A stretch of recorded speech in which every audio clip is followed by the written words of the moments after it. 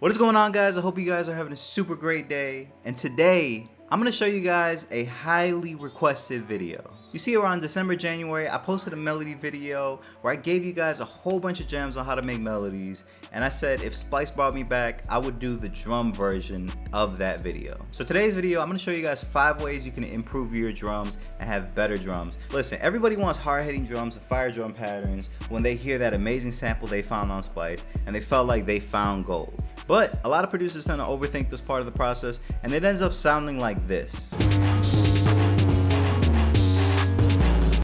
Yeah, terrible. So creating good drum patterns is a make or break for your track. Actually, let me give you guys a perfect example. You see, lately I've been on this TikTok wave and I've been like posting a lot, which you guys should follow me and support my TikTok career. That way I can make like crazy money like they do. But that's beside the point. I found a sample on Splice and I couldn't even believe it. So I was going through some Splice packs, right? And I came across the sample and I was like, oh shit, I know this.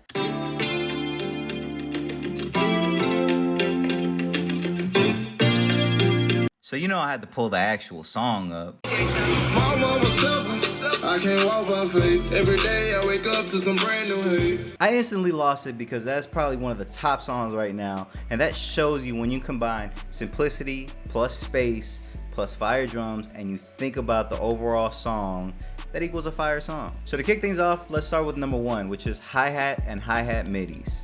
I love hi-hat midis because they save me a ton of time and they're super convenient, and whenever I use them, I get super inspired and I create different rhythms and different bounces for my drums. Alright, so I pulled up a recent project file and this is what it sounds like.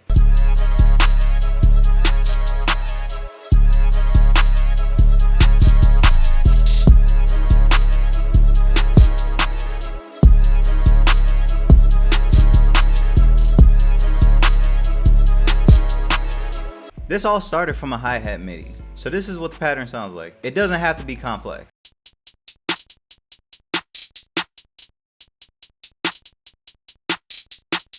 So I didn't have enough time to really find hi-hat midis on Splice, but there are a ton on there. I'm really big on hi-hat midis. Like I put out like 6 kits of 50, 60 plus each folders of like hi-hat midis. So I'm just gonna go to like the recent one that I've used and just pull in different ones.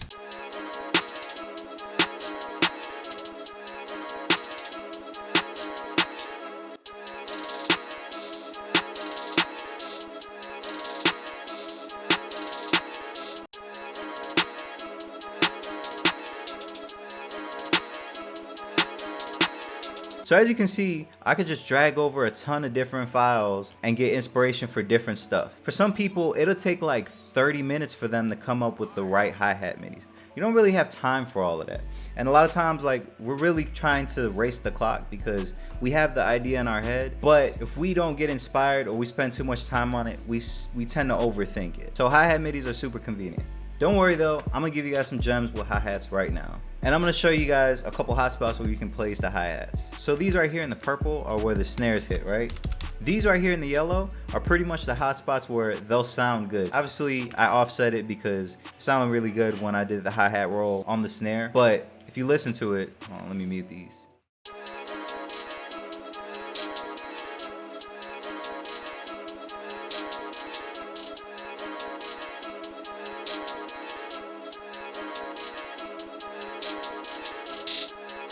You see they sound really good there. So remember, right here and right here are like the hot spots for hi-hat rolls. So if you're ever having trouble, just throw them there. If you guys want more gems on hi-hat midis, you know, I got a couple videos on my channel, so definitely make sure you go and subscribe over there too. So before we move on from the hi-hats, let me show you guys how to get those Southside hi-hat roll. All you have to do is go to the paint tool right here, hold shift, and then you can paint up and down. Just go with the flow of it, and remember, the melody has the main rhythm. So as long as you follow that main rhythm and you find little pockets in between, you're good. So the second thing you can do to improve your drum patterns is to think of a memorable pattern by just listening back to it and really thinking internally what comes out natural to you. You remember in the melodies tutorial, I told you guys that you have a musical intuition.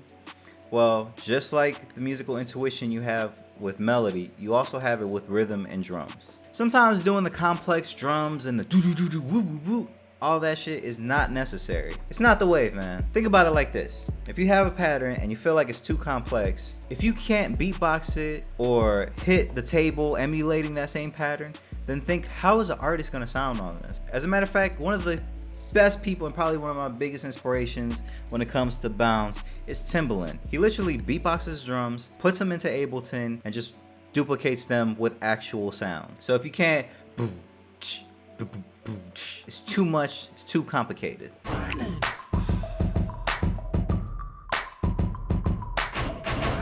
Remember, these are tools, they're not the rules, because I know some people are gonna be like, oh, music has no rules, man. Just trust me on this, because when you watch Genius videos, it's like some of the most simplest music ever, but it works. Now for the third thing, I'm gonna have to use FL11 because that's my favorite version that I still use today. And a lot of people ask, why do you use FL11? I just love simplicity. I don't like having too much options, too many options. It's just too overwhelming for me. It just works for me best. So the third way you can improve your drum patterns is to limit them between 2 to 4 bars. I find that 2 to 4 bars is perfect for repetition and creating a little bit of variation. You gotta remember, a lot of people love repetition. You know, not everybody is advanced as you are.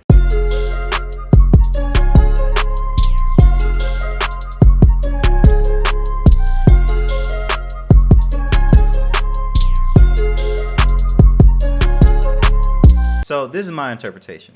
In single time, this is 4 bars right here, right? In double time, this is 4 bars.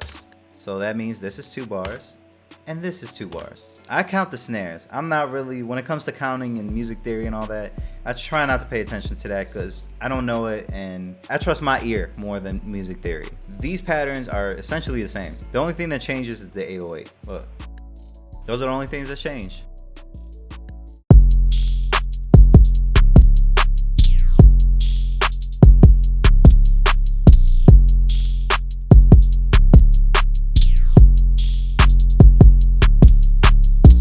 It's simple, nothing too crazy, nothing too drastic. All I do is make little changes. Obviously, it varies every beat, but you know, I try not to do too much or add too much. If you don't believe me, let me pull up another beat.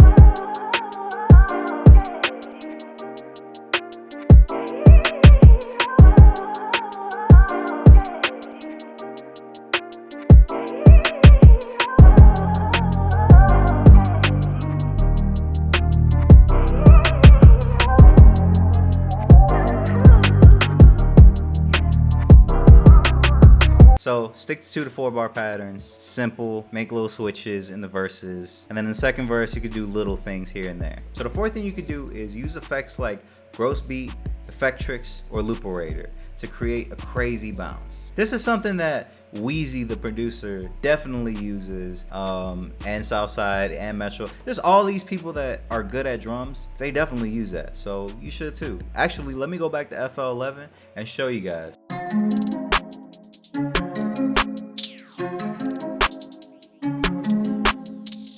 So these 2 hi-hats, I have Looperator on. Like, listen.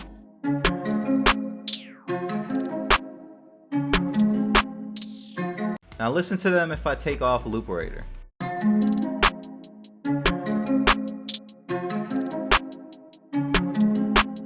That sounds good, but I really wanted some more color and just more uniqueness to it.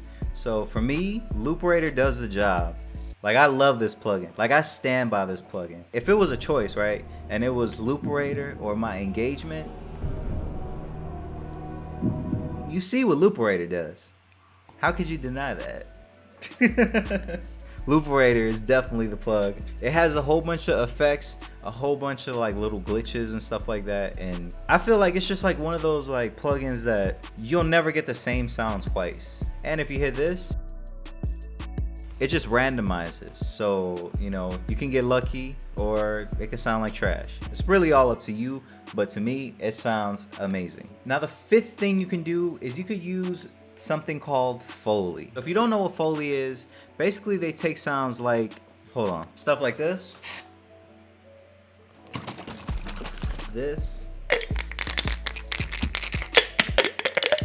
kind of use this as a shaker, this, and do something crazy with it. They could turn that into percussion loop. They could turn that into like just something in the background. Listen, there's this guy on Twitter. His name is the Kount. He's like super cold to me because he'll take like the basic stuff and he'll turn it into like something super crazy. He has an amazing Splice pack, actually 2 Splice packs on Splice, so definitely recommend you go download them because they're amazing textures, amazing sounds. But using Foley can help a lot, and putting that in the background of your beat or of your drums, it gives it a different pocket because it's naturally you and there's no velocity playing consistently. It's not quantized perfectly.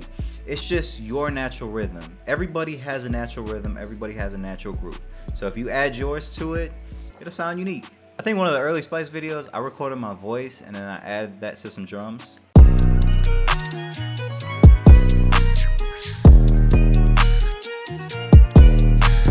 So those are the gems that I can give you guys. Take those, go to Splice, go to Russian's new pack, download one of those melody loops, create crazy drums, and then maybe it can sound like this.